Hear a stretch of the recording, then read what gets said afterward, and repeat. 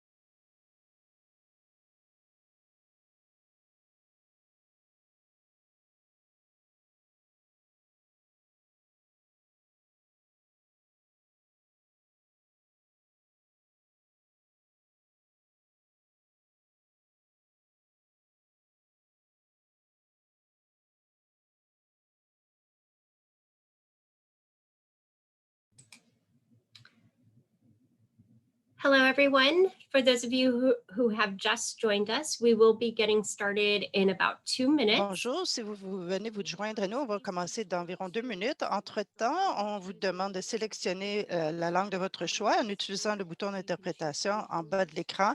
Vous pouvez choisir d'entendre en anglais, en français ou en espagnol. Et veuillez vous présenter dans la boîte de clavardage, le chat box.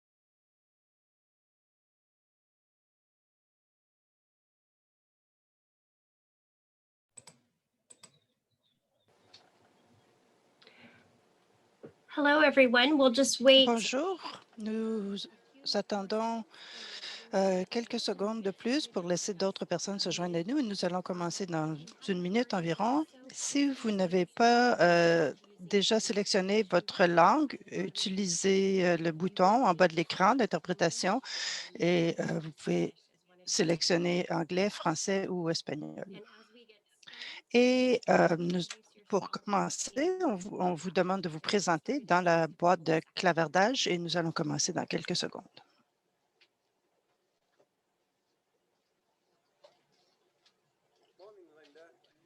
Bonjour, Linda.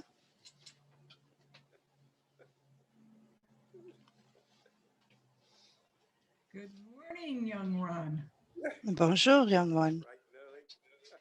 C'est bien tôt ce matin. Oui, Great. We'll go ahead and get started. donc nous allons commencer. Merci à tous pour vous joindre à nous aujourd'hui. Bienvenue à la deuxième table ronde sur la redevabilité. Alors, choisissez votre langue en bas de l'écran et présentez-vous dans la boîte de clavardage en partageant votre nom, votre organisation et où vous vous trouvez dans le moment. Et je suis Danielle Heiberg, je suis conseillère avec Global Water 2020 et je suis très heureuse que vous soyez avec nous pour le plaidoyer en faveur de la redevabilité. Nous allons commencer avec de courtes remarques, mais la majorité du temps, ce sera une discussion ouverte où vous pourrez partager vos propres expériences, poser des questions et apprendre les uns des autres. Et avant de passer la discussion à l'animatrice, quelques éléments. Le webinaire est disponible en français, anglais et espagnol. Et vous avez probablement dû sélectionner votre langue à l'aide du bouton d'interprétation en bas de l'écran. Et pour aider les interprètes, lorsque vous parlez, on vous demande de ne pas parler trop rapidement. Et à l'occasion, les commentaires seront répétés en anglais pour faciliter l'interprétation. Et le webinaire est enregistré, sera disponible dans les 3 langues sur Global Water 2020, sur son YouTube. Alors, utilisez la boîte de clavardage pour des commentaires et des réactions. Si vous voulez parler pendant les discussions ouvertes, vous devez utiliser la fonction « Lever la main » et on vous appellera. Et je veux maintenant vous présenter notre animatrice pour aujourd'hui, Lindsay Denny. Elle est conseillère santé de Global Water 2020. Elle a été une directrice pour Emory University pour l'eau sécuritaire dans les hôpitaux et elle a développé des formations pour les gens qui font le nettoyage dans le contexte des services EAS. Et elle a travaillé au niveau national et elle a travaillé au Ghana, Philippines, Rwanda, Cambodge, Laos, Zambie, Éthiopie, Afghanistan et Haïti.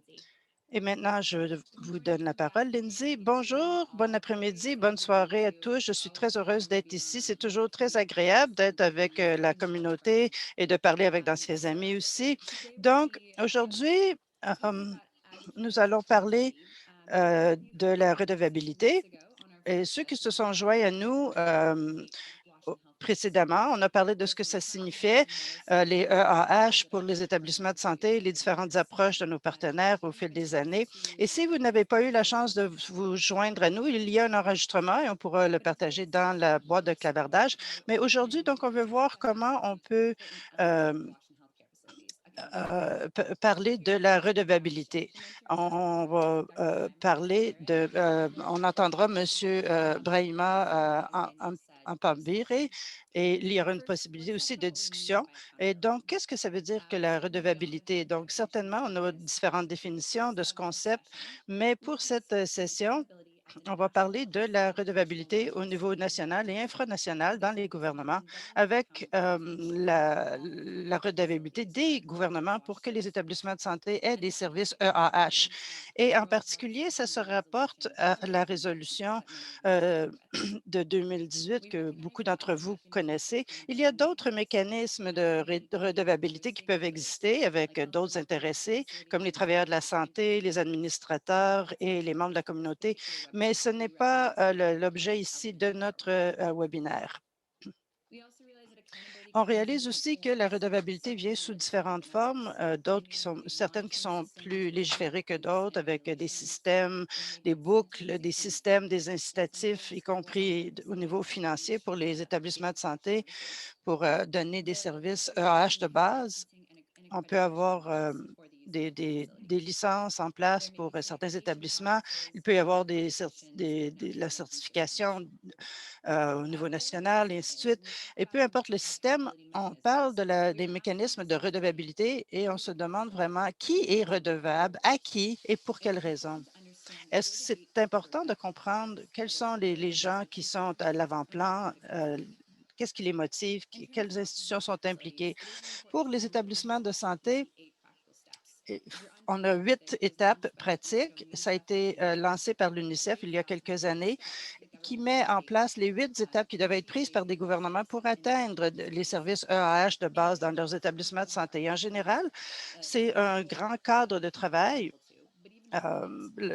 la redevabilité. Et l'étape 3 demande d'avoir des normes pour les établissements et d'avoir des mécanismes en place pour s'assurer de mettre en œuvre ces normes.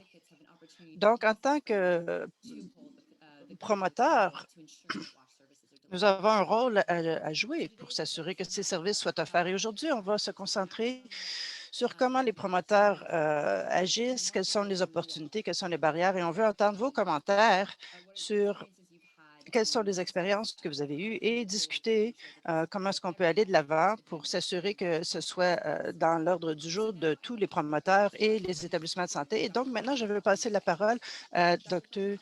Brahima Appemberry, qui est un expert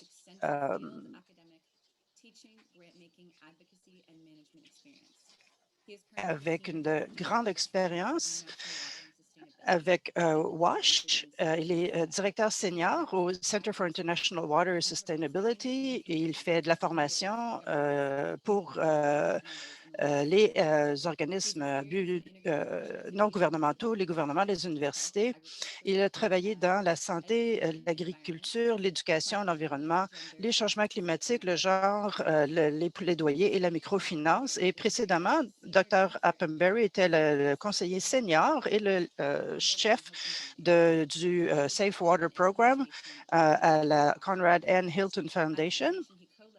Il a il a co-dirigé la fondation avec Bill et Melinda Gates. Et précédemment, il a aussi été directeur WASH à World Vision.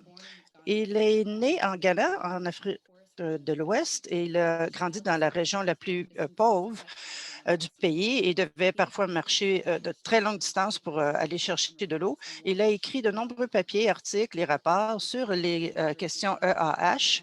Il a reçu un BS de l'Université de Ghana, MS de Carleton University au Canada et PhD de l'Université de Nevada. Allez-y, on vous donne la parole. Merci. Merci, Lindsay, pour cette introduction. Et bonjour à tous. Il est 4 heures du matin ici à Ritna et je suis très heureux de faire partie de cette table ronde. Et merci à mes amis à Global Water 2020 pour avoir avoir organisé cette série de tables rondes. C'est très valorisant de voir comment est-ce que le secteur EAH a progressé. Il y a plusieurs années, les plaidoyers étaient autour de l'augmentation du financement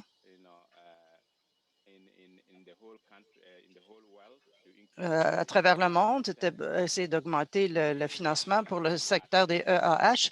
Mais aujourd'hui, ce n'est pas nécessairement un plaidoyer pour augmenter le financement, mais c'est surtout la programmation dans les établissements de santé et dans les pays développés, les moins développés, en fait. Précédemment, le travail de plaidoyer au niveau des EAH, ça a débuté il y a peut-être une quinzaine d'années. J'ai certains de mes collègues qui sont ici,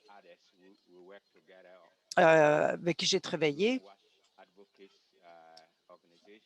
dans le cadre d'organisations EAH et les plaidoyers. C'était instrumental, le travail qui a été fait, et on a fait beaucoup de chemin. il y a eu plus de financement qui a été octroyé dans ce secteur, en particulier du gouvernement américain, où il y a eu beaucoup de financement qui a été donné à seulement quelques pays, mais le financement a été redirigé grâce à ces efforts pour les pays moins développés. Et donc, on a mis le même rythme, en fait, de travail est fait pour les établissements de santé. Vous avez des statistiques sur la couverture. La situation n'est pas très bonne. Et comme Lindsay l'a indiqué, la première ronde de discussion était autour du plaidoyer au niveau des établissements de santé. Maintenant, on parle de la redevabilité et ça fait toujours partie du plaidoyer plus global, mais c'est très important d'avoir des gouvernements et des agences de financement qui vont apporter du financement et ensuite de dégager ces fonds pour que le bon travail soit fait. C'est là où le plaidoyer en faveur de la redevabilité est très important dans le travail que nous faisons. Souvent, j'ai un exemple de mon propre pays, le Ghana.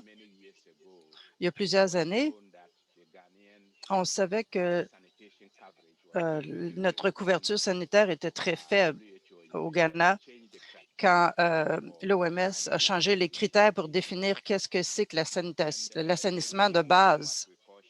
Et ils ont enlevé,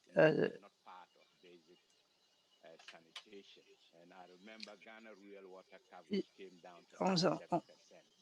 on est arrivé à 7 environ au niveau de la couverture et comparé à d'autres pays qui n'étaient probablement pas aussi développés que le Ghana, avait quand même un plus grand pourcentage. Donc, on s'est engagé à mettre 200 000 dans le secteur EAH et pendant presque toute l'année, on n'a pas dégagé les fonds. Et puis, les gens dans le secteur de EAH ne pouvaient pas faire un plaidoyer pour la redevabilité. Donc, c'est un domaine important où je pense que il faut vraiment se pencher. Mais Lindsay a déjà défini donc un peu qu'est-ce que c'est que le plaidoyer en faveur de la redevabilité. Donc, je veux simplement ajouter quelques énoncés puisque ça va être une discussion ouverte.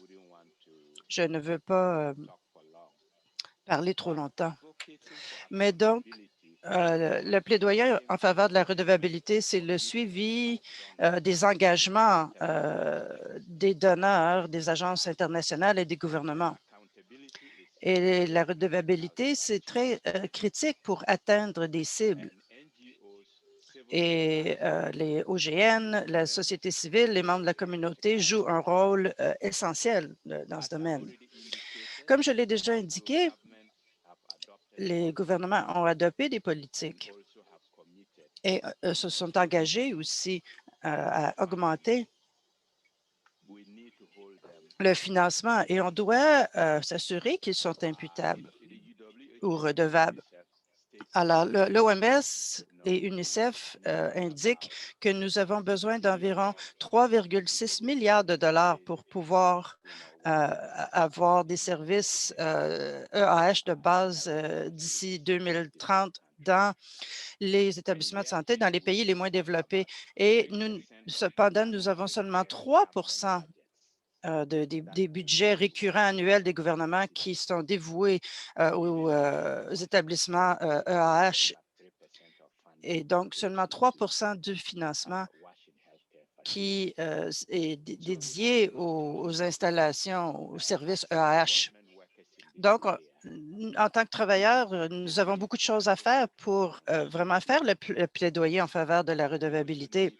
Et nous devons nous assurer que les budgets soient agrégés pour qu'on puisse savoir exactement qu'est-ce qui est réservé pour les services EAH. Donc, c'est difficile parce que les services EAH, comme il y a plusieurs années, c'était un secteur où on regardait que c'était une espèce de système croisé qui appartenait à la santé, l'agriculture, etc. Mais les choses sont mieux maintenant dans le domaine des EAH, où la plupart des organisations traitent ça comme un secteur en soi. Les services EAH, maintenant, c'est semblable à d'autres programmes et ça doit être offert dans les établissements de santé et dans la plupart des pays. Le secteur de la santé devrait offrir des services EAH. Mais encore une fois, on a aussi les professionnels qui appartiennent à différents ministères, comme le ministère de l'Eau. Donc, on doit regarder comment ces budgets arrivent de tous ces ministères différents pour être ensuite rapportés au service EAH. Et aujourd'hui, on va parler du niveau communautaire, national, infranational, comment est-ce qu'on veut que les gouvernements soient redevables et comment s'assurer que les normes et les cibles soient atteintes avec des mécanismes de redevabilité pour aider les gouvernements et les partenaires à remplir leurs promesses et leurs engagements envers différentes initiatives. On a des données comparatives, on a des outils pour identifier les succès, les échecs et les résultats d'ensemble et en gros, la redevabilité qui est la plus efficace quand elle est associée au niveau nationaux etc. La société a un rôle indépendant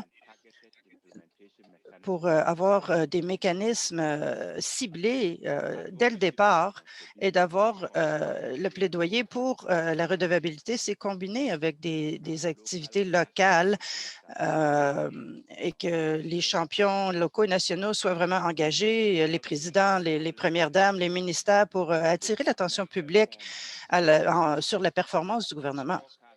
Et ça prend des cartes de résultats, en fait, qui doivent être développées pour donner l'aperçu de ce qui se passe à l'intérieur et identifier les améliorations qui sont nécessaires.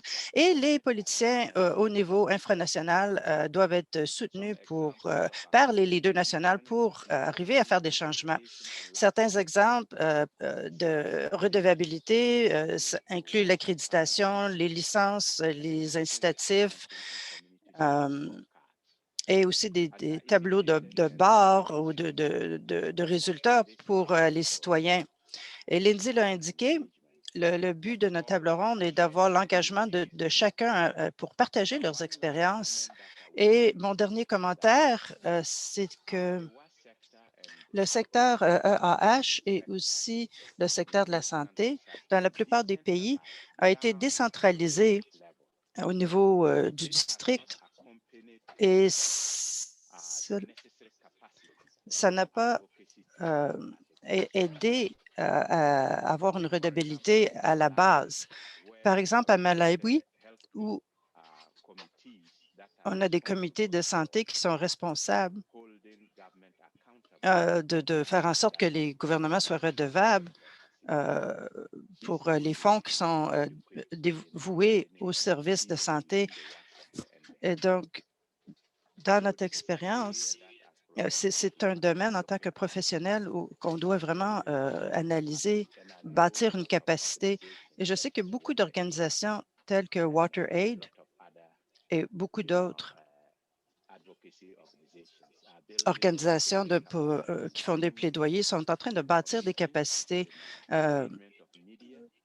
par l'engagement des médias, des réunions, travailler avec les organisations communautaires pour s'assurer que les gens à la base aient une voix pour qu'ils puissent ensuite faire en sorte que les gouvernements soient redevables de leurs engagements.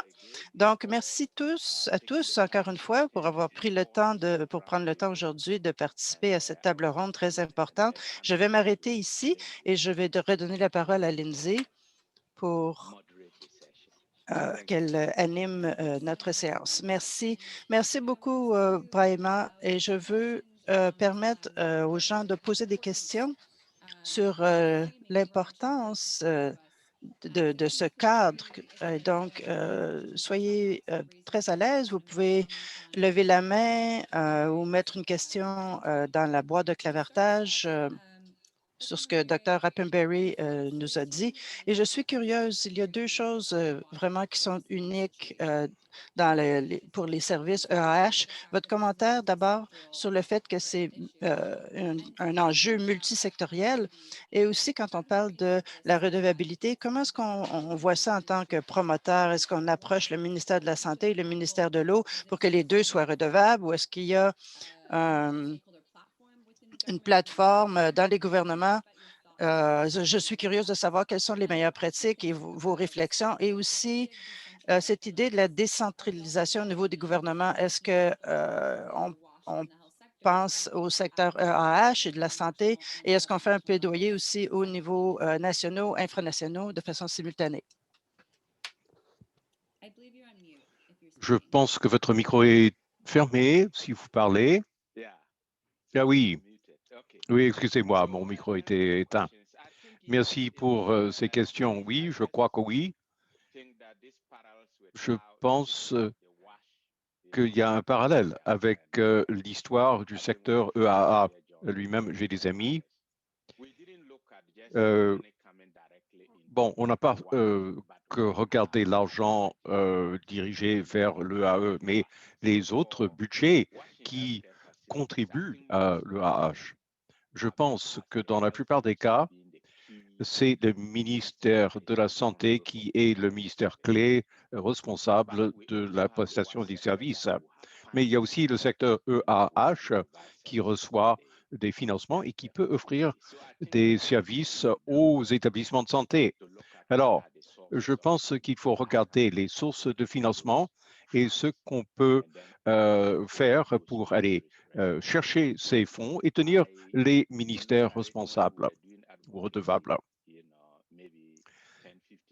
Bon, il y a 10 ans, 15 ans, il était devenu essentiel que les gouvernements devaient amener les ministres de la Santé à la table parce qu'ils tenaient les ficelles de la bourse. Il faut avoir une attitude très stratégique dans l'implication des intervenants clés dans les différents pays où ils peuvent jouer un rôle dans l'augmentation du financement au secteur et dans une programmation efficace. Et parce qu'il faut pouvoir prouver que l'argent a été dépensé de la manière prévue au niveau de leur répartition. Au niveau de la décentralisation, ça, c'est quelque chose de très important qui s'est développé dans les pays en développement. Il y a beaucoup d'années, beaucoup de choses étaient faites au niveau du gouvernement central, mais les gouvernements se sont décentralisés avec l'encouragement des organisations mondiales comme la Banque mondiale, le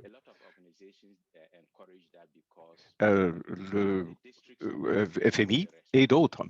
Et les pays doivent être responsables. Si vous regardez l'exemple du Ghana, les ministères de la Santé dans les districts est responsable de la prestation des services. Mais au niveau de l'EAH, c'est l'Assemblée du district. Mais ils n'ont pas la capacité. Et nous, en tant qu'ONG, nous devons développer les capacités et sensibiliser. Un exemple, par exemple, quand j'ai travaillé pour la Fondation Hilton, on a développé beaucoup de programmes de subvention, mais on ne veut pas s'arrêter au niveau de l'USAID.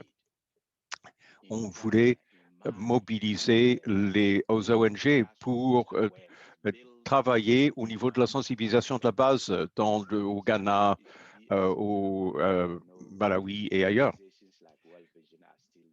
Bon, et je pense que les organisations comme World Vision continuent à le faire, mais nous devons développer ces capacités parce que les promoteurs les plus forts sont les gens touchés par la question. Et quand ils comprennent bien la problématique, et ils sont capables de faire la promotion et d'exiger la redevabilité. Merci beaucoup. J'ai quelques autres questions que je voulais soulever. Marie Montgomery de l'Organisation mondiale de la santé dit, est-ce que vous pourriez donner des exemples sur le plaidoyer national ou infranational a permis d'augmenter la programmation? Elle parle des tableaux de pointage communautaires au Ghana et qui constituent des mécanismes de redevabilité et qui contribuent au changement au niveau national. Oui, je suis originaire du Ghana, donc j'ai un préjugé favorable et encore une fois, pour éviter de mettre trop l'accent sur World Aid, j'ai travaillé beaucoup avec eux. Un exemple au Ghana serait le District Development Fund qui a été créé. On a fait beaucoup de plaidoyer autour de ça. Les parlementaires ghanéens ont alloué une certaine somme d'argent chaque année. Et le secteur EAH au Ghana a travaillé fort là-dessus. Et une partie de ces fonds sert justement aux services EAH dans les communautés et dans les services des établissements de santé. Mais il faut faire attention parce que ça peut devenir très politique et ils offrent ces services surtout en période électorale.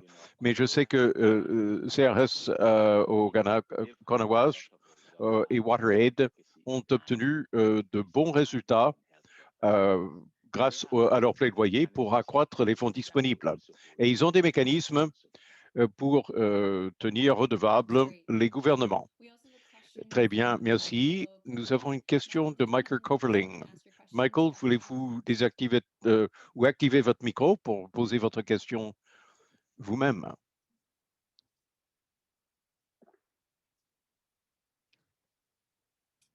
Je vois votre caméra allumée, mais on ne vous entend pas. Voilà. Non, on ne vous entend toujours pas, malheureusement.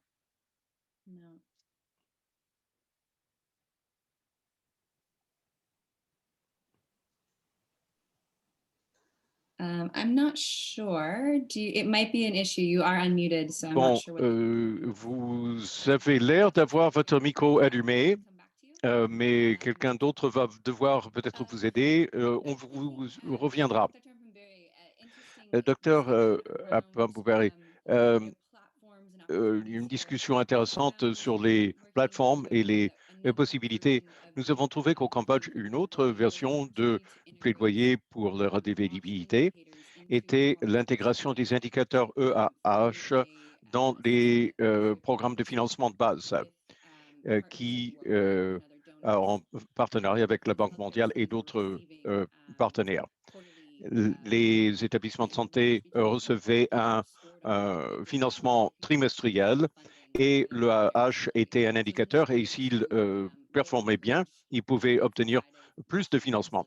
Alors, ça encourage le financement EAH dans les établissements et fixer des normes que les établissements devaient respecter. Je ne sais pas, est-ce qu'il y a d'autres commentaires que vous aimeriez faire avant qu'on ouvre la discussion plus largement? Je n'ai pas d'exemple, d'autres exemples précis à donner, mais le cas de AFC, là, c'est un bon exemple où nous avons eu des indicateurs. Si les organisations atteignaient les cibles, il y avait des incitatifs pour eux de recevoir d'autres subventions. Et bon, même si le secteur EAH a encore besoin de beaucoup de financement, c'est vrai que la situation de l'EAH dans les établissements de santé est assez déplorable. Et donc, il faut continuer à mettre l'accent là-dessus. Bien, je vais donner à Michael une autre chance. Voulez-vous taper votre question dans la boîte de clavardage ou vous pourrez peut-être essayer de réactiver votre micro? Bon, on peut toujours y revenir. Vous allez être là, Brahman? Oui, oui, bien sûr. Nous pourrons peut-être reposer sa question tout à l'heure. Merci beaucoup de votre contribution, de vos expériences. J'espère que vous allez continuer à participer à la discussion. Nous allons passer à la discussion ouverte de la table ronde. Alors, j'aimerais commencer par poser une première question pour une question d'amorce pour stimuler la réflexion. Nous avons une première question de sondage. Est-ce que vous faites le plaidoyer pour la redevabilité dans votre propre travail EH dans les établissements de santé? Vous devriez le voir à votre écran et vous pouvez répondre oui ou non. Oui, c'est très bien. Et c'est extra. La majorité d'entre vous faites du plaidoyer pour les services EAH dans les établissements de santé. Donc, on va pouvoir entendre beaucoup d'expériences. Et 15 secondes de plus pour que tout le monde ait le temps de répondre à la question. Plaidez-vous pour la redevabilité en EH dans les établissements de santé? 75% d'entre vous ont dit que vous avez fait du plaidoyer pour la redevabilité dans votre propre travail. C'est formidable. Alors, s'il vous plaît, donnez-nous des exemples dans la fonction de clavardage, le chat, et n'hésitez pas à vous lever la main et nous allons pouvoir vous demander de faire des commentaires dans le cadre de la discussion aujourd'hui. Si vous ne faites qu'arriver et vous voulez choisir une autre langue que l'anglais, vous pouvez le sélectionner en bas de l'écran. Si vous suivez en anglais, sélectionnez quand même l'anglais parce qu'il pourrait y avoir des interventions dans d'autres langues et on veut que tout le monde puisse tout entendre dans la langue de leur choix. Bon, les mécanismes de redevabilité, à quoi ça ressemble plus concrètement?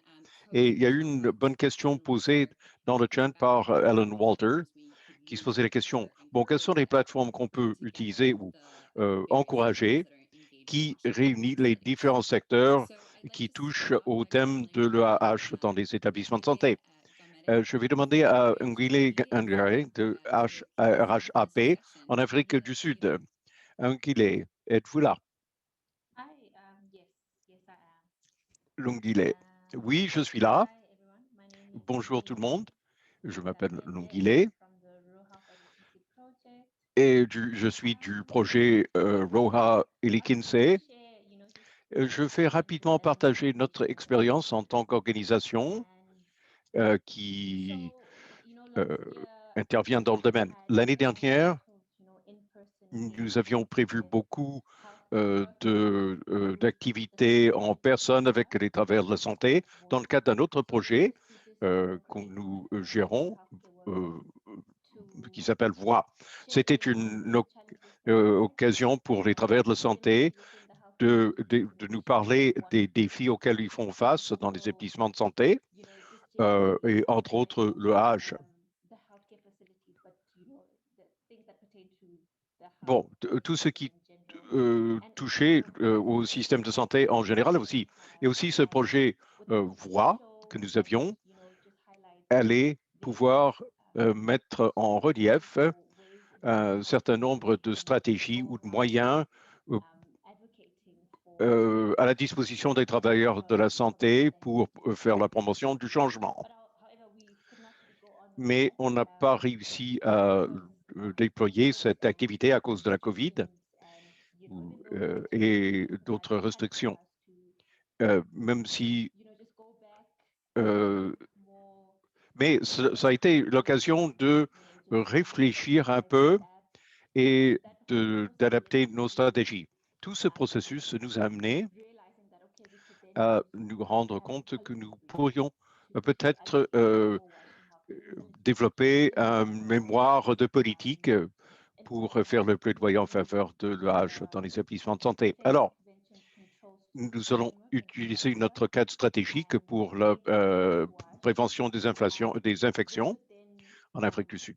Et en faisant le lien avec le H, on aurait des points de discussion à soulever. On travaille surtout avec le district Orakamba principalement rurales en Afrique du Sud. L'année dernière, nous avons réussi à nous avons réussi à établir des contacts directs avec le district et ainsi avoir une plateforme où nous pourrions échanger avec les districts et nous asseoir avec eux pour discuter les problèmes relatifs à l'EAH et au contrôle des infections et partager ce que nous avons de notre côté. Et ensuite, utiliser les informations que nous recevons du district pour élaborer notre mémoire de politique pour davantage promouvoir le H dans les établissements de santé. C'est là où on en est en tant qu'organisation à ce stade-ci et nous souhaitons pouvoir poursuivre notre travail et être efficace comme plaideur en faveur de la redevabilité. Bon, on vient de parler de l'approche des districts et d'une plus grande décentralisation. Et c'est intéressant de voir que vous, en Afrique du Sud, vous identifiez les parties prenantes au niveau local et que l'engagement de la communauté plus largement fait partie du processus. Oui, on aimerait beaucoup savoir davantage sur les défis auxquels vous faites face au niveau des districts. Bon, j'aimerais ouvrir la discussion parce que je vois défiler plusieurs questions dans le chat. John Barrazo de GFF. Bon, au lieu de lire votre commentaire, je pourrais peut-être vous inviter à parler. Oui, bien sûr, merci Lindsay. Bon, tout un commentaire, est-ce que c'est bon ou mauvais? Ah non, non, c'est bon, c'est bon.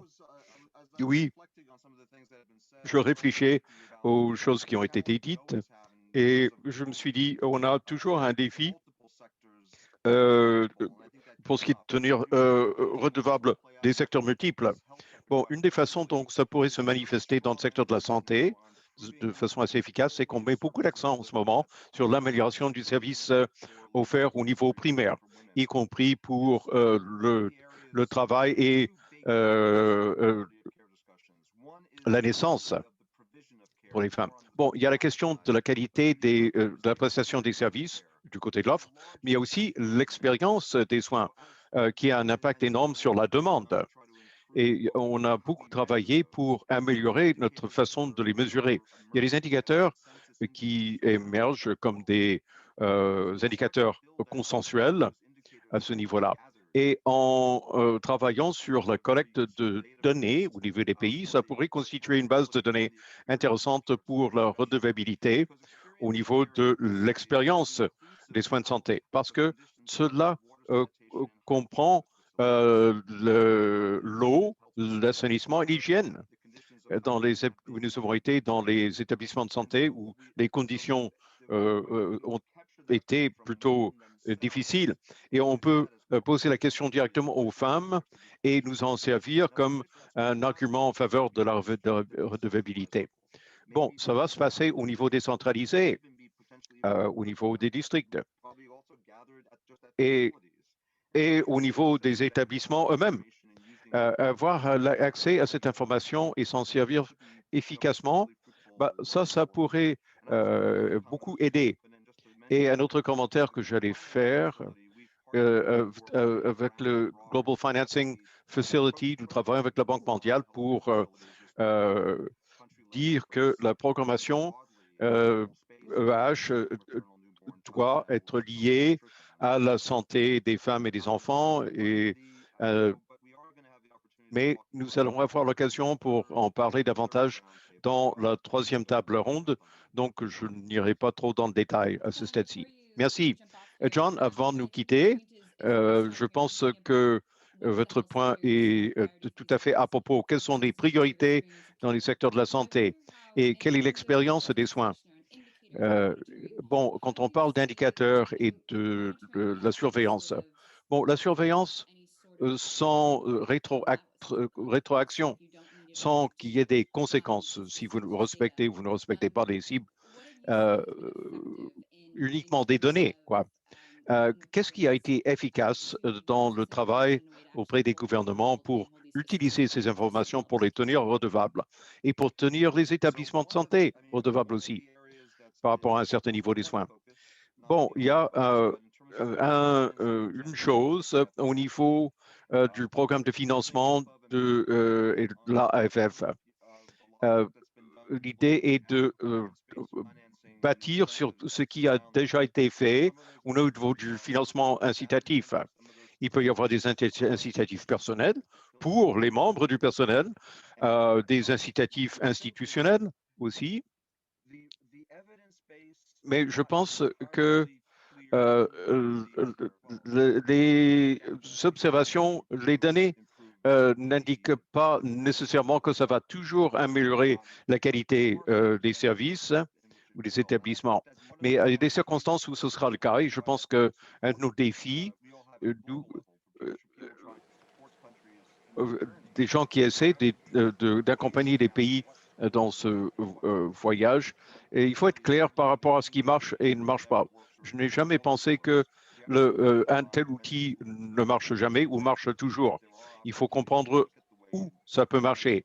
Et il y a des façons de voir comment ces incitatifs en fonction de la performance et ces mesures financières incitatives peuvent changer les comportements. Et l'idée n'est pas, comme vous venez de dire, de recueillir des données. Des données servent à la prise de décision. Et je pense que quand on regarde les défis intersectoriels, d'ailleurs, quand on regarde les occasions au niveau décentralisation et qu'on regarde plus largement les fonctions de planification et de redevabilité, qui sont les intervenants? Comment est-ce que la donnée peut se traduire en information qui peut conduire à des gestes? Merci beaucoup, Merci. John. Et vous avez mentionné notre webinaire dans 2 semaines sur le plaidoyer en faveur du financement. Davantage là-dessus bientôt. Et j'apprécie vraiment d'entendre votre perspective du secteur de la santé parce que je pense que ça va vraiment ultimement affecter la redevabilité. Comment est-ce qu'on intègre ça dans le processus du monde de la santé? Comment est-ce qu'eux se préoccupent de la redevabilité? Qu'est-ce qu'ils font? Et donc, les praticiens au niveau EAH et les autres intervenants devront avoir beaucoup d'apprentissage à faire parce qu'il n'y a pas un modèle qui convient à tous. Et donc, on a encore des définitions à faire et on peut donc être pris un peu dans des cercles quand on parle de la redevabilité puis de la surveillance. Mais ultimement, comme vous dites, c'est qu'est-ce qu'on fait avec l'information qui importe. Donc, je veux maintenant ajouter d'autres commentaires qui ont été faits. Irene Mangan de UNICEF, je sais que vous avez eu un commentaire sur la redevabilité pour s'assurer que les communautés soient informées et connaissent les sources de formation dans les projets nationaux internationaux. Il y a eu des exemples où ça a fonctionné de Dr. Brahima ou d'autres personnes. Irene, je ne sais pas si vous voulez élargir un peu, parler davantage avant qu'on donne la parole à tous.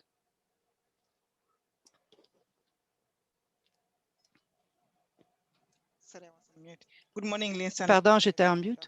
Bonjour tout le monde, bon après-midi. Donc, non, je disais simplement que la redevabilité au niveau de la communauté, je pense qu'il y a eu divers points, en fait, qui ont été soulevés sur les gens autour de nous au niveau de la redevabilité et comment je pensais à l'importance d'être redevable envers les communautés et quelle action on doit prendre. Et pour moi, c'est un domaine qu'on peut vouloir renforcer et donc des exemples où les gouvernements et les partenaires étaient redevables envers les communautés en s'assurant qu'ils comprennent combien de financement vient à leur communauté, combien est dépensé pour différents projets. Et donc, il faut avoir ces données, il faut comprendre l'information, mais il faut aussi contribuer au processus de planification, de prendre des décisions budgétaires, des choses comme ça. Et donc, une fois que les programmes sont mis en œuvre, il faut qu'ils connaissent s'il y a un succès ou des échecs et quels sont les points faibles. Ça fait partie de la redevabilité. Il faut que les communautés soient au courant de ça et soient informées. J'ai des exemples où ça a fonctionné parce que dans plusieurs communautés, je pense qu'il y a probablement, il manque de pouvoir. Ils ne sont pas prêts à accepter cette redevabilité ou ils sont fermés. Ils n'ont pas toujours la voix pour faire des demandes de leur gouvernement et des gens qui travaillent dans leur communauté. Donc, il faut vraiment comprendre ces enjeux. Il faut qu'ils aient toute l'information en main pour les habiliter à faire les demandes et à faire partie du processus budgétaire. Merci. Merci, Irene. Excellente question sur l'engagement communautaire comme lien vers les demandes et ce sur quoi on fait le plaidoyer, et ici la redevabilité. Donc, je donne un moment ici aux gens qui peuvent, si quelqu'un veut utiliser le clavardage ou lever la main pour faire un commentaire, je vais vous donner quelques minutes. Et donc, on réfléchit. Et Maddie Montgomery du OMS devra quitter et je voulais lui donner la chance de parler peut-être de ces deux éléments, Maggie, comment la redevabilité cadre avec les étapes pratiques, qu'est-ce qu'on demande des gouvernements et l'étape 7 ou 6, je crois, qui est engager les communautés. Donc, il y a peut-être quelque chose à dire sur l'interaction entre ces deux éléments. Oui, merci, Lindsay.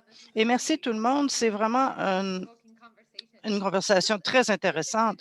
Et donc, deux choses que je voulais dire sur les étapes pratiques.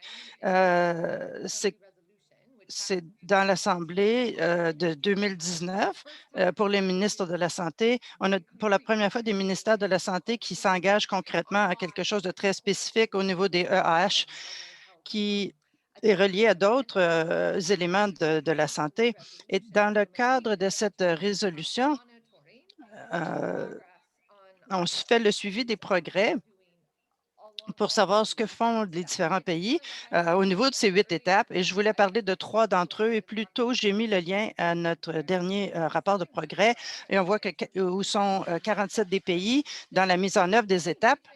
Mais donc, l'engagement communautaire, c'est vraiment très important. On a entendu parler des scorecards, donc des tables de résultats, de la participation. Et John aussi a parlé de la demande.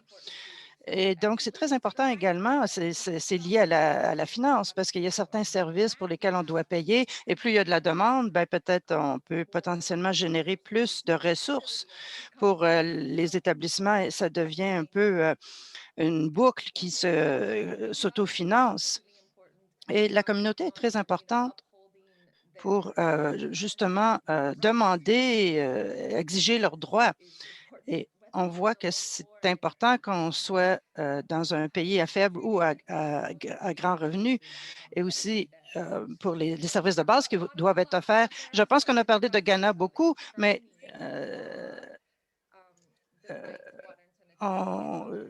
il y a d'autres endroits aussi où on veut pousser les EAH en tant que service de base humanitaire. Et donc, le dernier point, et ensuite je vais me taire, ça concerne la qualité des soins, puis l'amélioration de la qualité de la QI. Les gens, comme John l'a mentionné, sont taxés sur ces éléments, mais c'est les installations elles-mêmes qui doivent décider. Comme beaucoup d'entre nous dans notre travail, on décide quels sont nos indicateurs de performance et comment est-ce qu'on va en faire le suivi. Et donc, il faut s'assurer que les EAH fassent partie de ça. Puis, on a encore de la difficulté à vraiment inclure tout cela. Et donc, ceux qui sont sur le terrain peuvent mieux comprendre et prendre des décisions et faire le plaidoyer pour ceux qui sont là où les ressources sont disponibles. Je redonne la parole, Lindsay. Merci, Maggie. Je sais que tu dois nous quitter. Donc, merci encore de parler de ce lien. Ton point est important en termes de de quoi sont redevables les gouvernements et ces étapes pratiques. Ce n'est pas juste un document, ça fait vraiment partie de la résolution de l'OMS. Je pense qu'un de mes collègues a mis ça dans la boîte de clavardage. C'est quelque chose à considérer quand on veut vraiment avoir son propre plaidoyer pour la redevabilité. Maintenant, je vais donner la parole à Al Clyde Marhunta de Water Madagascar qui a fait un commentaire. Ariel, si tu étais capable de te enlever ta sourdine, tu peux parler du travail que tu fais pour le plaidoyer en faveur de la redevabilité dans les établissements de santé et les services EH. Oui, bonjour à tous. Aurel Clyde, chargée de campagne et de communication à WaterAid Madagascar. Nous avons depuis maintenant 15 ans appuyé le ministère de la Santé pour convertir les centres de santé en wash friendly, amis de wash. Et donc pour cela, on a donc formé le corps médical, on a assuré que la formation sanitaire soit dotée d'infrastructures wash. Et ensuite, on a produit donc les manuels pour cela. Ensuite, bon, comme il y avait dernièrement Covid-19, par exemple, nous étions carrément montés au Sénat, nous avons parlé aux parlementaires, à l'Assemblée nationale pour dire que il faut rajouter du budget pour les centres de santé de base. Il faut doter ces centres de santé du minimum de wash qui sont donc les lavabos, les toilettes, parce que comment se fait-il qu'une femme enceinte vienne au centre de santé pour accoucher avec un seau d'eau, ce qui est vraiment impensable. Et donc, nous poursuivons nos plaidoyers pour que le ministère, les deux en tout cas, Santé et ministère de l'eau, puissent joindre leurs efforts et avoir les normes respectées en matière de centres de santé de base, amis de wash.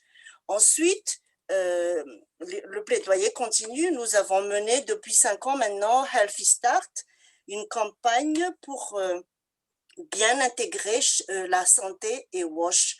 Et maintenant, nous continuons justement avec Covid-19 parce que avoir 80% des centres de santé qui n'ont pas de lave-mains, c'est impensable. Donc, nous tapons vraiment à toutes les portes. Nous assurons que les messages clés soient captés par les gouvernements. Et un dernier point, quand il est question de planification, que ce soit au niveau communautaire, que ce soit au niveau national, il faut que les deux parties soient présentes. Donc, ceux qui sont là pour planifier et ceux qui expriment leurs besoins, parce qu'une intervention qui ne répond pas aux besoins de la population ne veut rien dire.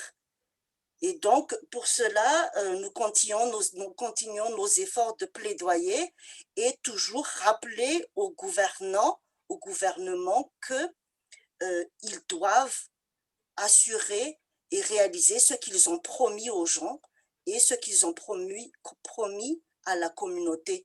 Voilà, merci. Thank you, Ariel. And interesting, you're the Merci, first. Ariel. C'est intéressant. Tu es la première personne qui parle de la COVID dans la discussion. Et quand on pense à comment est-ce que la COVID affecte nos efforts de plaidoyer et de redevabilité des installations. Donc, EAH fait vraiment partie de la prévention et du contrôle. Et donc, c'est une raison supplémentaire pour laquelle on doit vraiment pousser pour que les installations respectent les normes. Et je veux maintenant donner la parole à 2 autres personnes qui ont fait des commentaires. Et donc, au niveau du district infranational, quels sont les éléments de succès? Quels sont les défis qu'on a vus en termes de plaidoyer pour la redevabilité? Donc, Martin voici ici, IRC Wash, si tu es là. Ensuite, Sheriff Telly, CRS Ghana. Mais Martin, est-ce qu'on peut commencer par vous? Merci, Lindsay, pour toutes les autres contributions qui ont été faites. Je pense que Ça montre le type de plaidoyer pour la redevabilité qu'on doit faire, même au niveau infranational, au niveau du district. C'est très important. Et je veux partager une opinion et un peu mon expérience pour qui se passe ici à Uganda, dans un district rural où on est en train de mettre en œuvre les EAH dans les établissements de santé et on essaie de faire le plaidoyer pour la redevabilité pour s'assurer que le district prenne vraiment un intérêt pour promouvoir les EAH dans les établissements de santé. Une des choses qu'on a faites, c'est d'abord de faire une évaluation, en fait, au niveau des établissements de santé gouvernementaux et on a inclus 10 établissements privés également. Et donc, cette évaluation des EAH dans les établissements, c'était pour voir quels étaient les écarts. Et on a utilisé cette information, cette évaluation en particulier, pour vraiment réunir toutes les intéressés à la même table et discuter des écarts. La sensibilisation à ce que ça devrait être et quel écart existe. Et je pense que ça, c'est très important surtout pour le gouvernement, pour qu'il s'intéresse à la question et qu'il connaisse là où sont ces écarts. On se fait dire que le gouvernement s'intéresse maintenant à fournir de l'eau ou donner l'accès à l'eau pour les établissements de santé. Et ça signifie qu'il faut que ça devienne une priorité pour les établissements de santé, mais ce n'est pas la norme qui est requise pour les établissements. Donc, l'évaluation était basée sur les normes qui sont requises pour les installations de naissance. Et donc, il y a encore beaucoup à faire. C'est déjà bien ce qui a été fait, mais on se rend compte qu'il faut faire davantage. Et donc, on a engagé le leadership du district. Et quand on a intégré les médias, je pense que ça nous a joué un mauvais tour. Parce que quand on utilisait l'évaluation pour parler des besoins et que les médias étaient impliqués, ben là, se sont penchés sur un seul élément clé pour dire que la- la majorité des établissements ne respectaient pas les normes et donc la personne qui était responsable de la santé et de l'éducation n'était pas très heureux de ce résultat, de ces commentaires des médias. Mais donc, on a quand même expliqué que les médias avaient choisi cet élément particulier parce que c'est peut-être quelque chose qui était nouveau pour nous. Mais donc, ce qui est important, c'est de comprendre que vraiment, on ne peut pas parler d'établissement de santé sans avoir les EAH. Et donc, on a du soutien de certaines fondations. Et donc, le gouvernement, au niveau du district, s'est assuré d'installer des toilettes dans certaines installations qui n'en avaient pas. Et donc, c'est un engagement qu'ils ont. Ils peuvent écouter une fois que les choses sont dans le domaine public, une fois il vient démontrer les écarts, on voit qu'il peut y avoir de l'action. Et en Uganda et d'autres pays,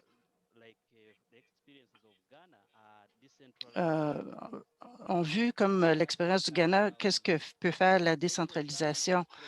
Mais peut-être que la fourniture des services est décentralisée, mais l'équipe de finances, elle, est centralisée dans le cas de Uganda. Donc, c'est difficile de faire en sorte qu'il y ait de la redevabilité en ce qui concerne la quantité d'argent qui est dévouée à la provision de services de santé. Donc, je vais conclure avec la question de l'inclusion des engagements et des normes au niveau de la santé pour qu'elles soient bien connues des gouvernements en particulier. Et ceci peut être pris au niveau des fournisseurs de soins de santé. Donc, on doit s'assurer que les travailleurs de la santé soient conscients de ce qui est nécessaire et que ce soit intégré, ces besoins au niveau des EH, qu'ils soient intégrés dans la provision des services entiers de l'établissement pour qu'ils puissent demander de leur leadership d'obtenir ces services. Je pense que pour moi, ce sont des éléments très importants. Donc, s'assurer qu'il y ait des connaissances au niveau de qu'est-ce qui est requis au niveau des établissements de santé pour qu'on puisse ensuite les demander ce qui est nécessaire et aussi d'avoir un leadership qui puisse entendent, qui voient les promoteurs, pas comme des gens qui veulent créer des problèmes, mais des gens qui veulent résoudre des problèmes et qui sont en train d'essayer des gouvernements à offrir des meilleurs services de santé.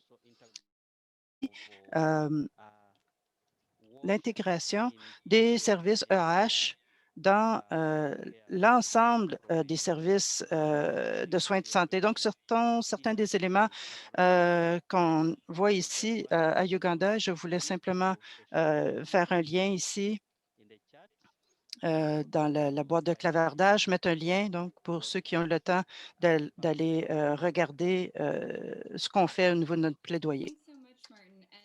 Merci beaucoup, Martin. C'est très intéressant.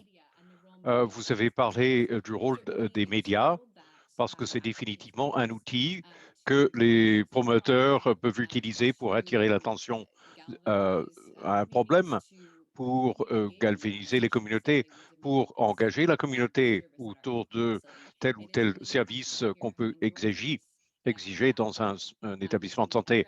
Vous nous avez donné un exemple où ça a mal été. Vous avez dit, bon, il faut faire du renforcement positif, mais il faut faire plus. Et les médias vous ont ramené un petit peu en arrière. S'il vous plaît, inscrivez vos commentaires si vous avez utilisé les médias dans votre travail de plaidoyer. Est-ce que ça a été utile pour tenir redevables les établissements au niveau local, les responsables de district et même les autorités nationales? Et Thibault, je pense que vous êtes là du Zimbabwe et je sais qu'il y a eu récemment un article, il y a un an, sur le l'EAA dans les établissements de santé, dans votre journal, à la suite de la sortie du rapport mondial. Je serais curieux de savoir si cela a facilité votre travail ou nuit à vos efforts. Bon, Sheriff Tali apparemment a des problèmes de connectivité. Je vais lire quelques-uns de ses commentaires. Et il y a quelques notes dans le chat sur la transparence financière, comment on fait pour faire du plaidoyer avec les finances et la redevabilité, très lié à notre prochaine session. Elle dit, nous faisons de l'EAA dans les établissements de santé depuis 2017 avec des stratégies d'amélioration d'infrastructures. Comme il a été dit ici, il y a la question d'un financement fiable et constant. Des gens, il y a des lacunes dans le financement au niveau de la fréquence et de la quantité d'argent disponible à ces fins. Dans la deuxième partie de notre projet, nous voulons faire passer notre plaidoyer au niveau national pour identifier des sources de financement pour les services EAH et accroître leur redevabilité en assurant l'inclusion de certains indicateurs EAH à des programmes ou à des indicateurs actuels. On voit le lien avec le rôle du financement, mais on a dit aussi le financement basé sur les indicateurs de rendement et la façon dont on peut intégrer l'EAH vos systèmes de reddition de comptes. J'ai vu quelques autres commentaires. Ruslan, je sais que vous venez d'ajouter quelque chose au chat. C'est intéressant d'entendre le son de cloche d'une autre géographie, le Tadjikistan. Voulez-vous allumer votre micro pour faire une intervention verbale? Oui, bonjour, merci Lindsay. Salutations du Tadjikistan. C'est formidable de participer à cette excellente table ronde. Au Tadjikistan, nous avons commencé à travailler sur les établissements de santé et l'inclusion de l'EAH grâce à des programmes d'UNICEF depuis 2018. Pardon. Nous nous sommes rendus compte qu'en dehors du ministère de la Santé et des Services sociaux, nous devions communiquer avec beaucoup plus de parties prenantes pour faire avancer notre cause. Parmi les décideurs clés au pays, parce qu'on est en train d'établir une carte d'influence politique. Il y a le ministère des Finances qui canalise des ressources et s'assure que les ministères touchés ont des ressources. Bon, il y a le ministère de l'Énergie, par exemple, qui est responsable de la formulation des politiques en général dans le secteur. Pour ce qui est de la gouvernance, l'administration présidentielle a un rôle à jouer. Les présidents de conseils de district ou d'administration de district ont un rôle, eux aussi, au niveau plus décentralisé. Il faut voir les tactiques et les stratégies mises en œuvre par des collègues pour négocier avec des décideurs politiques aussi puissants pour qu'ils appuient toute l'idée de l'EAH et y rattachent les ressources nécessaires. Bon, une question que Martin a soulevée aussi sur la résolution de l'Assemblée mondiale de la santé et cette idée des indicateurs de pays. Martin, combien de personnes ou de pays devraient y participer? Eh bien, la réponse de Martin, c'est tout le monde, parce que tout le monde est signataire. Et 2021 à 2023 sont les 2 années durant lesquelles les membres de l'Assemblée vont rendre compte de leurs activités. On devrait avoir des mises à jour sur la résolution dès le mois de mai à l'Assemblée mondiale de la santé cette année. Alors, comment est-ce que ces initiatives internationales, bon, la résolution que j'imagine que le Tadjikistan est un État membre signataire, est-ce que cela vous a aidé dans votre travail ou pensez-vous que il faut que ça vienne davantage de l'interne, des gens au Tadjikistan qui disent « voici ce qu'il faut faire ». C'est une excellente question parce que le Tadjikistan fait partie des initiatives mondiales. Mais pour ce qui est de la mise en œuvre au niveau du pays, c'est un enjeu parce que le processus a été félicité au niveau du pays par l'OMS. Et même certaines étapes ou mesures ont été prises pour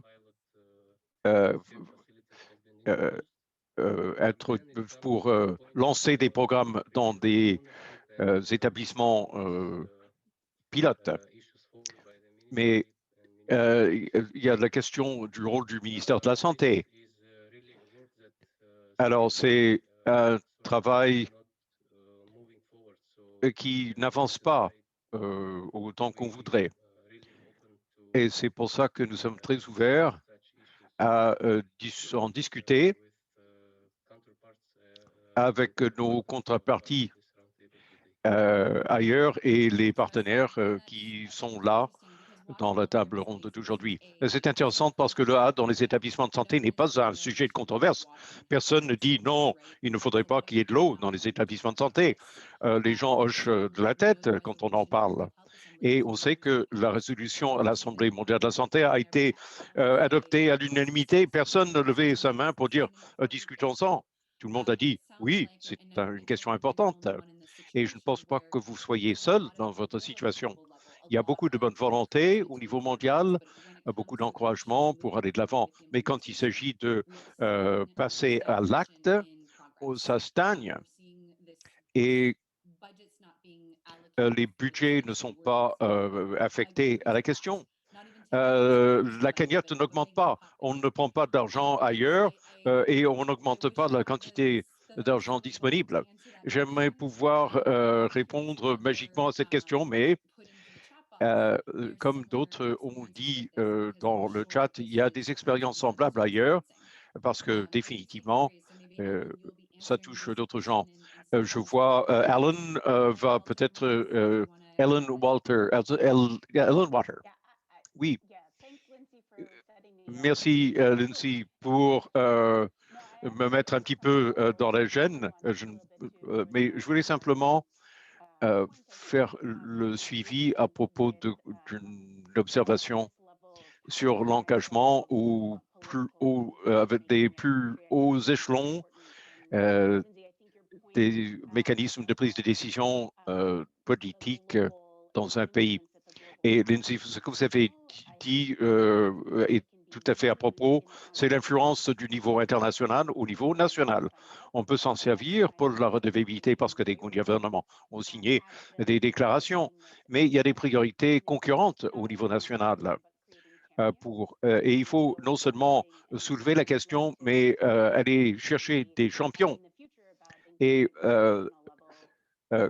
quand on parlera il faut vraiment revenir sur cette question de l'engagement au niveau du pouvoir politique. Il faut des champions dans les différents ministères qui vont plaider en faveur de l'EH à des niveaux supérieurs pour que la redevabilité ne soit pas seulement l'initiative des partenaires externes. Et je l'ai mentionné dans le chat plus tôt. Bon, on peut faire du plaidoyer de gouvernement à gouvernement et on peut demander au gouvernement, faire en sorte que les gouvernements soient redevables par rapport à des déclarations faites à l'international ou au niveau national pour en faire une priorité. Mais il n'y a pas de panacée, de solution magique. C'est assez compliqué.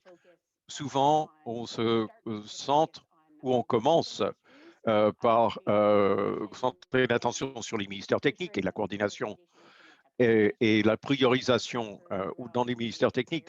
Mais comme il a été souvent dit aujourd'hui, les ministères des Finances et les gens qui ont vraiment le pouvoir politique ne sont pas présents dans les discussions.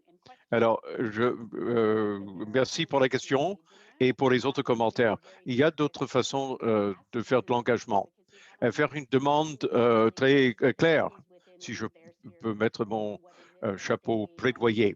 Demandez-leur sur quoi ont-ils une influence et qu'est-ce qu'ils pourraient éventuellement faire qui pourrait aller dans le sens de l'EH dans les établissements de santé.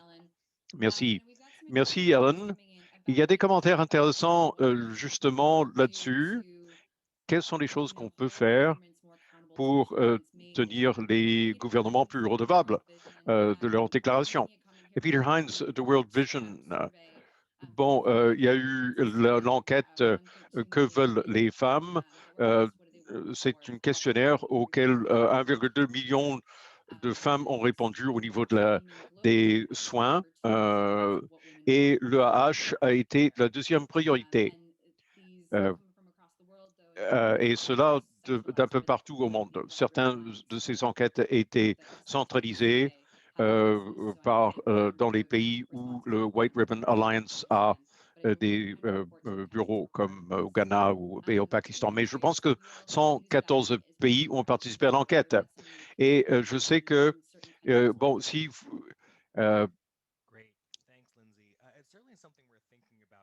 oui, définitivement, on pense à s'en servir justement.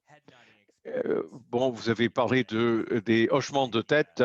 Oui, les gens disent que c'est une bonne idée. Et ça m'a, finalement, on a toutes ces données d'enquête qui montrent en quoi c'est important. Et là, on peut dire au ministre de la Santé, tous vos commettants, tous vos électeurs ou électrices plutôt disent ceci. Ça aide à créer un élan et peut-être permet d'aller chercher un peu plus d'argent qui peut filtrer jusqu'au niveau national. Et ensuite, il y a les organismes qui peuvent demander leur part de cet argent. Alors, ce serait bien si quelqu'un opte pour cette approche, ce serait très intéressant parce qu'on pourrait avoir un effort plus concerté. Oui, John Barroso a dit plutôt à parler de l'expérience des soins en plus de la qualité des soins qui a un impact à son tour là où bon, les femmes, comment les femmes perçoivent les soins. Et ça peut avoir un impact important sur les frais d'utilisateur et ce que les organismes peuvent aller chercher comme argent à l'interne, qui ne serait pas de source gouvernementale. Alors, vous établissez un petit peu le plan de une carte qui permet de faire le rapport entre le plaidoyer et ce que cela pourrait signifier au niveau des budgets et ensuite la qualité des soins et ensuite des résultats, des issues en matière de santé. Alors, on peut mettre le lien à l'enquête dans le chat. Je pense que le mois prochain, ils vont lancer un portail interactif où on peut partager les données de cette enquête que veulent les femmes. Il nous reste quelques minutes quand même. Michael, j'aimerais vous revenir. Désolé qu'on n'ait pas pu vous entendre plus tôt, mais vous avez dit dans le chat, vous avez inscrit votre question plutôt dans le chat et le docteur Bremer pourra peut-être revenir pour y répondre parce qu'au départ, vous lui adressez la question. Sur la redevabilité, ma proposition serait d'apprendre du secteur de l'enseignement pour dans les écoles qui ont été intégrées au système d'information de gestion. Ça pourrait être transféré peut-être à un système de gestion de l'information. Et on pourrait peut-être apprendre de cette approche. Pour les experts EAH, et vraiment, vous en êtes un. Est-ce qu'il y a des leçons à tirer? Et est-ce que c'est une comparaison de pomme à pomme? Oui, je pense que c'est une bonne comparaison. L'éducation est, ce qui a été fait dans l'éducation est intéressant. Il faut peut-être étudier comment on pourrait reproduire ça pour l'EAA dans les établissements de santé. C'est nouveau pour tout le monde, mais je pense que l'approche est bonne, effectivement. Et je pense qu'au fur et à mesure qu'on réunira des ressources, notre équipe regarde des études de cas sur la redevabilité en EAH dans les établissements de santé. N'hésitez pas à nous envoyer vos ressources. Mais on veut penser au-delà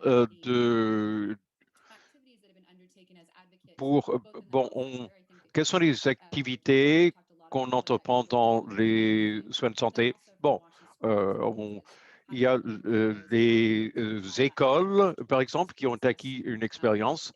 Comment est-ce qu'on profite de cette expérience? Il semble qu'il y ait beaucoup d'expérience, mais la question est de savoir qu'est-ce qui est plus efficace. Il y a un autre commentaire qui a attiré mon attention parce que je pense que ça vaut la peine de revenir sur le COVID en parlant de la redevabilité. On l'a mentionné plusieurs fois. Jacob Nabote, pourriez-vous nous parler de la signification de la COVID au Cameroun dans vos établissements de santé? Oui, excusez-moi, j'arrive un peu sur le tard. Bonjour, bonsoir à tous et à toutes. En fait, avant le COVID, nous faisons depuis des années le plaidoyer en faveur de l'âge. Avec le COVID, il y a des choses que nous avons mis de l'avant qui avaient été rejetées ou ignorées et qui sont maintenant acceptées par beaucoup de gens. Et il y a une façon naturelle de faire la mise en œuvre de l'âge dans les établissements de santé, des fois sans qu'on intervienne. Il y a plus d'une centaine d'établissements de santé qui ont assisté à un congrès.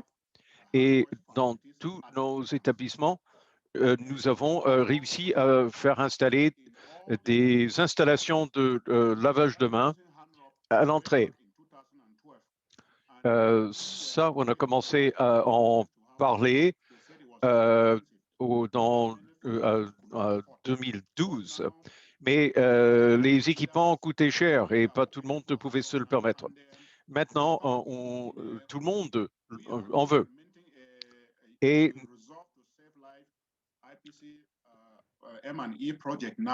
nous avons un projet IPC que nous surveillons dans les différents établissements.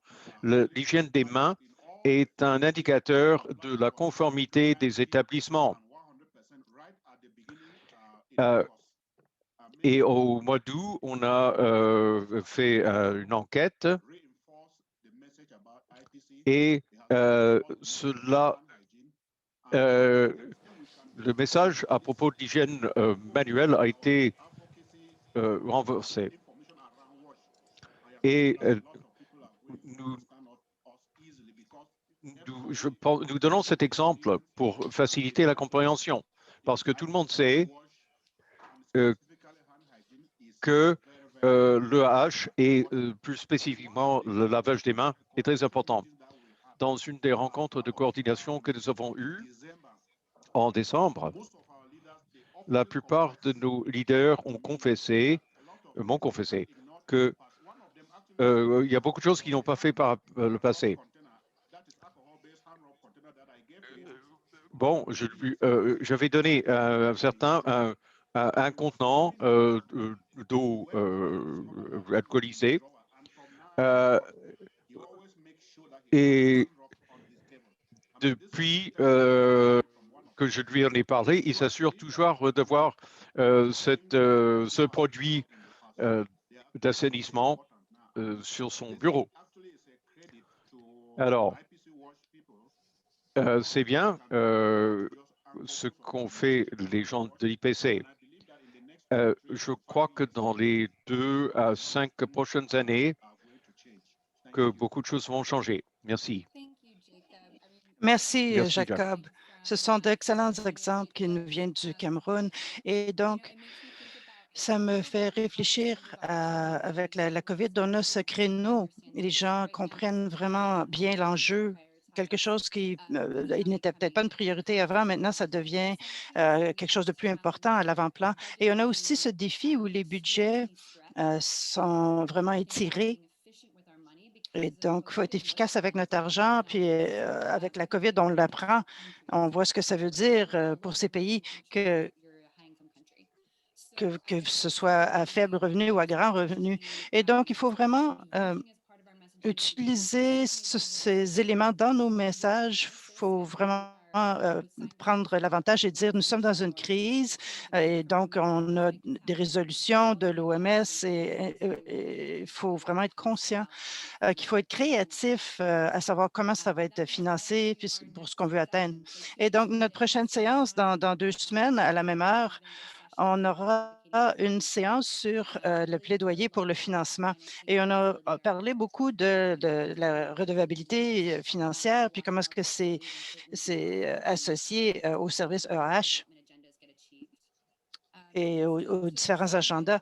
Mais donc, pour résumer un peu ce que j'ai entendu, j'ai adoré la discussion dans la chat. Je suis désolée, je n'ai pas pu tous vous inviter à partager, mais je veux qu'on continue la discussion. Et Dr Brahima Apambir, on a parlé de l'importance d'une approche multisectorielle dans le plaidoyer qu'on veut faire ici. Et Alan Water avait une bonne question, à savoir quelles sont les plateformes pour cela. On n'a pas vraiment regardé cela en profondeur, mais je vous encourage à réfléchir sur ces plateformes qui sont disponibles peut-être pour le travail multisectoriel, gouvernemental.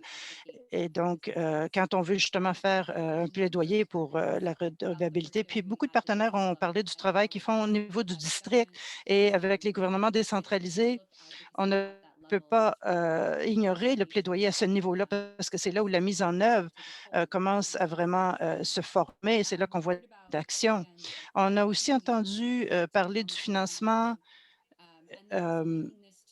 et aussi comment ça se rapporte à d'autres enjeux dans le domaine de la santé, la qualité des soins, la santé des femmes et des enfants, la natalité. Et donc, encore une fois, il y a des liens ici pour les résolutions. C'est le langage qui est très semblable aux étapes critiques. Et donc, on va, quand il y aura l'Assemblée de l'OMS au mois de mai, on va entendre parler des progrès de certains pays et il y a le suivi des pays dans le rapport de décembre. Et enfin, c'était vraiment très intéressant d'entendre parler des expériences de Madagascar, de l'Ouganda, le Tadjikistan, les plaidoyers là et ce qu'on a appris et faire attention justement à comment est-ce qu'on utilise les médias dans son travail pour que les pays soient redevables. Et donc, je vous encourage tous à continuer la discussion et on va en parler de notre côté. Comme je l'ai mentionné, on est en train de faire un document d'étude de cas pour la redevabilité dans les établissements de santé. Et donc, je pense que la question de Roslyn, à savoir comment est-ce qu'on fait en sorte que les leaders passent à l'action. Et donc, si vous avez des exemples, Hayley a mis le courriel dans la chat box et donc, n'hésitez pas à nous écrire. Et je vais donner la parole à Daniel pour conclure. Et merci encore une fois pour la discussion très intéressante. Merci beaucoup, Lindsay. C'était vraiment une très bonne discussion. J'espère que tout le monde a la même impression. Donc, merci à Dr. Brahima et tous nos autres, les autres personnes qui sont intervenues avec des commentaires, des questions, et des réflexions en général sur le plaidoyer de redevabilité. Et donc, le dernier webinaire sera dans 2 semaines, le 17 mars. Et donc, il se sera axé sur le plaidoyer pour le financement et on a de très bons conférenciers qui seront parmi nous. Et je veux que vous dire que pour ce webinaire, si vous êtes dans un autre pays que les États-Unis, ce webinaire sera à la même heure. Mais aux États-Unis, ce sera 1 heure plus tard à cause de l'heure avancée. Donc, ça va commencer un peu plus tard. Et donc, on pourra dormir un peu plus longtemps cette journée-là. Et donc, ce sera à 8 heures sur la côte est des États-Unis. On espère que vous allez vous joindre à nous dans 2 semaines. On a bien hâte d'avoir cette discussion également. Donc, merci encore une fois.